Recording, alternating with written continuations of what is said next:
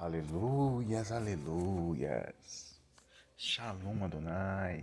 Abençoadíssima noite, amados do Senhor e amadas do Senhor. Amados irmãos e irmãs, eis-me aqui mais uma noite para a glória do Senhor. Após mais um dia de batalha, né? Cada um à sua maneira. Alguns trabalhando no ofício, se concentrando para cumprir obrigações diante de uma empresa, outros trabalhando em casa, outros e outras, é claro, alguns e algumas cumprem funções em empresas, outros e outras cumprem funções em casa. Mas cada um sempre tem a sua responsabilidade. Nessa vida todos nós temos um propósito por viver. Alguns não conseguem enxergar o propósito pelo qual vivem, mas todos vivemos um propósito específico diante da vontade e presença do Senhor. Nós é que muitas vezes relutamos, muitas vezes insatisfeitos com aquilo que é evidente para as nossas vidas, porque alguns sabem os dons, talentos e habilidades que têm, mas não querem viver conforme o que fluiria naturalmente. É uma insatisfação contra a própria natureza, gerada por uma ansiedade trazida pelas confusões do mundo, porque o mundo jaz no maligno, o mundo está distante de Deus. E quanto mais distantes nós também nos colocamos dele, mais a nossa vida perde o sentido e mais nós não conseguimos cumprir o propósito de Deus. Não conseguimos viver a plenitude do que ele tem para as nossas vidas. Mas nós colocamos as nossas vontades, projetos e muitas vezes aquilo que ouvimos, não, mas tal pessoa disse que eu tenho um dom para isso, não, mas tal pessoa disse que isso é melhor para mim. Amado irmão e amada irmã, quem de fato sabe o que é melhor para nós? A não ser aquele que nos criou com um propósito específico. Ele nos criou com um propósito já determinado. Já está sobre nós, desde que nascemos, o propósito de Deus. Dons, talentos e habilidades ele já nos deu para cumprirmos esse propósito. Mas a escolha é nossa, é pessoal. Porque alguns vivem uma vida como se os talentos e habilidades que têm fossem por acaso. De repente fala, nossa, eu descobri que eu sei fazer isso, nossa, não sei pra quê. Não faz sentido. Porque realmente não se firmam no propósito de Deus. E principalmente não buscam honrar a Deus com tudo que recebem. Principalmente nós que acordamos vivos todos os dias e muitas vezes nem agradecemos por isso. Não honramos a Deus com a nossa gratidão por despertarmos vivos, por termos vestes para os nossos corpos, calçados para os nossos pés, alimento para o nosso organismo, oxigênio para o nosso pulmão, água para nutrir o nosso corpo e tudo mais que o Senhor tem trazido para nós. Porque nada nos falta. Ele é o nosso pastor e não deixa nos faltar nada. Mas, como disse, alguns não têm um espírito grato, um coração grato. E principalmente buscam intencionalmente viver a contradição daquilo que é convicção. Porque eu falo, o propósito nas nossas vidas se torna uma convicção para nós quando nós nos colocamos diante de Deus buscando a revelação dele. Porque ele coloca uma convicção no nosso coração. Fé é convicção. Fé não gera dúvidas. A fé tira toda dúvida. E quando passamos a viver por fé, passamos a viver convictos daquilo pelo que vivemos. Só que o que acontece? Quando estamos distantes do Senhor, não tem essa convicção, não tem fé. Não tem como ter fé longe de Deus. Ah, mas alguns têm fé sim. Não vou dizer que não, não vou. Porque fé é algo que foi nos dado. Mas ainda assim, alguns usam a fé fora do propósito. E principalmente sem fundamento. Fé tem fundamento. E se firma em Cristo, no Senhor, no que Ele fez, no que Ele deixou como legado para nós, no que Ele deixou como mensagem específica para quem o segue, para nós que o seguimos. Então, amado irmão, se você ainda reluta contra o propósito que direciona a tua vida, em mais um ciclo que se concluiu, eu digo para você, não adianta lutar contra aquilo que é evidente. Ah, então peraí. Aí de repente algumas pessoas que têm oportunidade de se fazer o que é errado, e isso não tem a ver com o teu legado, isso é tentação. Isso é coisa do inimigo, que coloca coisas diante de você e fala, não, não tem jeito, você nasceu pra roubar, pra matar, pra fazer coisas erradas, pra prostituir, pra cair, pra fazer o que não deve. Mas o propósito pra tua vida é santidade, é santificação. O propósito de Deus pra tua vida é retidão, é compromisso, é seriedade. Porque você é um espelho para muitos que olham para você buscando resposta. Muitas vezes a gente não se atenta a isso. Quantos estão muitas vezes olhando para nós e falando, não, ele vai nos mostrar a direção. Essa pessoa vai me direcionar naquilo que eu devo ser, aquilo que eu devo viver. Mas sabe o que é? O diabo, ele sempre vai tentar nos enganar e nos tirar, nos desviar do propósito, para que não sejamos o que nascemos para ser. Para que vivamos fora do propósito para o que Deus nos criou. Mas Deus sempre nos chama de volta. Vinde a mim. E principalmente quando ele disse isso, ele disse, vós que estáis cansados e oprimidos, que eu vos aliviarei. Por que cansados e oprimidos? Pensa comigo. O que mais te cansa? O que mais te deprime? Não estou falando de oprimir, mas de deprimir, de te entristecer, te abala emocionalmente.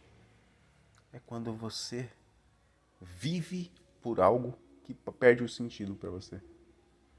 Porque você não vive o propósito específico, as coisas vão perdendo sentido na tua vida.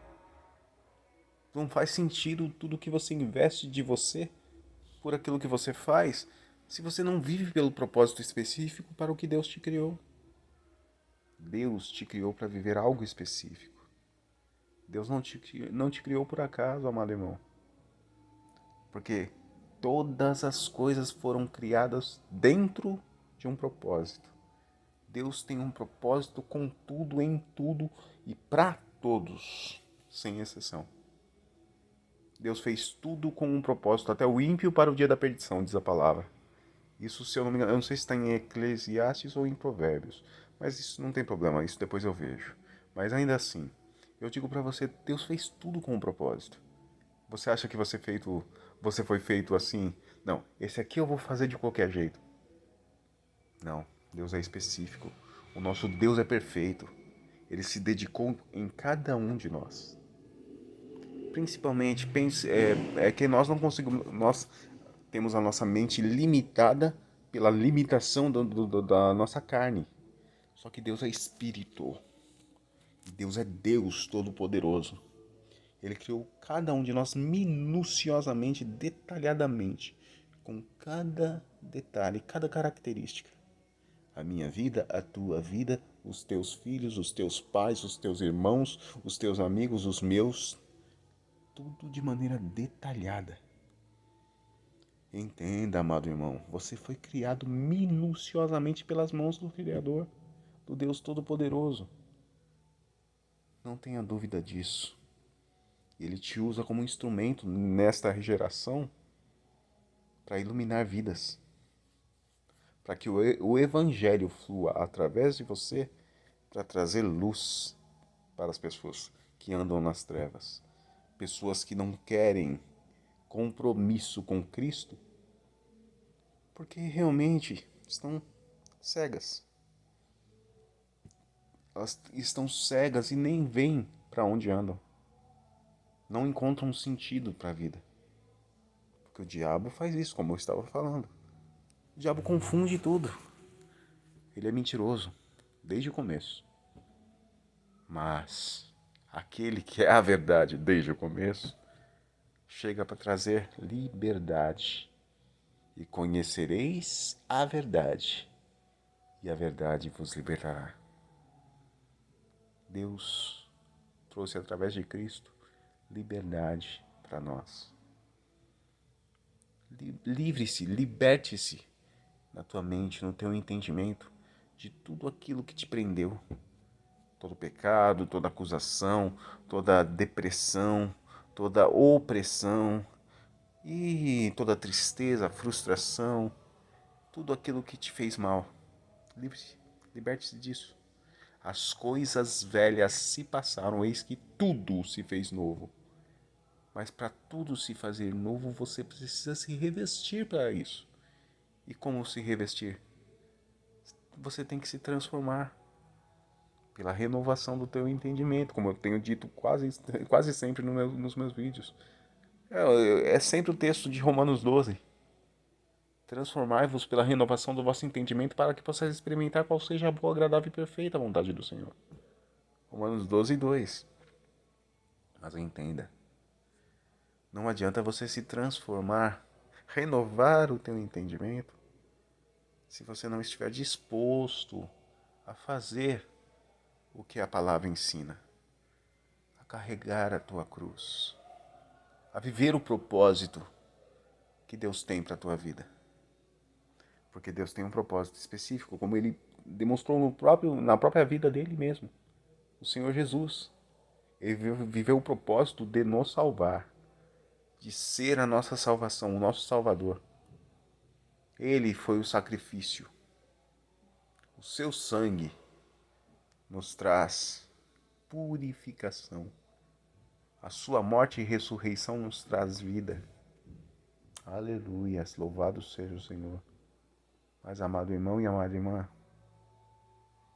não adianta querer viver aquilo que Ele ensinou, aquilo que Ele revelou. Não adianta querer viver isso sem fazer por onde, sem mudar o teu pensamento, sem mudar as tuas atitudes. Não adianta você querer viver o novo sem abandonar o velho. As coisas velhas se passam, tudo se faz novo quando você deixa o velho para trás. Deixa as práticas erradas, deixe o Egito no Egito. Como eu falei, o povo de Deus só foi para o deserto porque ele precisava ser purificado do Egito. O Egito estava entranhado neles. Então Deus levou para o deserto e muitos morreram no deserto porque não quiseram deixar o Egito sair. Os únicos dois mais velhos que entraram na Terra Prometida, Josué e Caleb, esses sim, se purificaram no Egito, abandonaram o Egito. Os outros, que foram lá como espias, morreram no deserto. Os mais novos, né, os abaixo de 20 anos, entraram na Terra Prometida. Por quê? A mentalidade deles não estava contaminada. Deus, Ele quer renovar o teu entendimento. E aí Ele permitiu os mais novos entrar, porque os mais novos já estavam ali sendo preparados no deserto para entrar na Terra Prometida. Alguns que nasceram no próprio deserto. Eles foram preparados para entrar na Terra Prometida. Mas os velhos não quiseram abandonar o velho. Não quiseram deixar o Egito no Egito. Amado irmão, não deixe o Egito, que te prendeu por tanto tempo, continuar impedindo você de fluir. O que é Egito? Egito é tudo aquilo que te corrompe.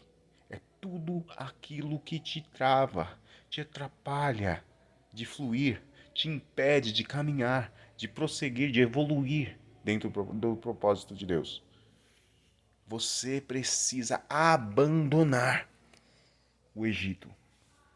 Renunciar o Egito. Jogar o Egito no lixo. Entenda. Deixe as coisas velhas para trás. As coisas velhas se passaram. Tudo se fez novo. Mas só para aqueles que deixaram o velho para trás.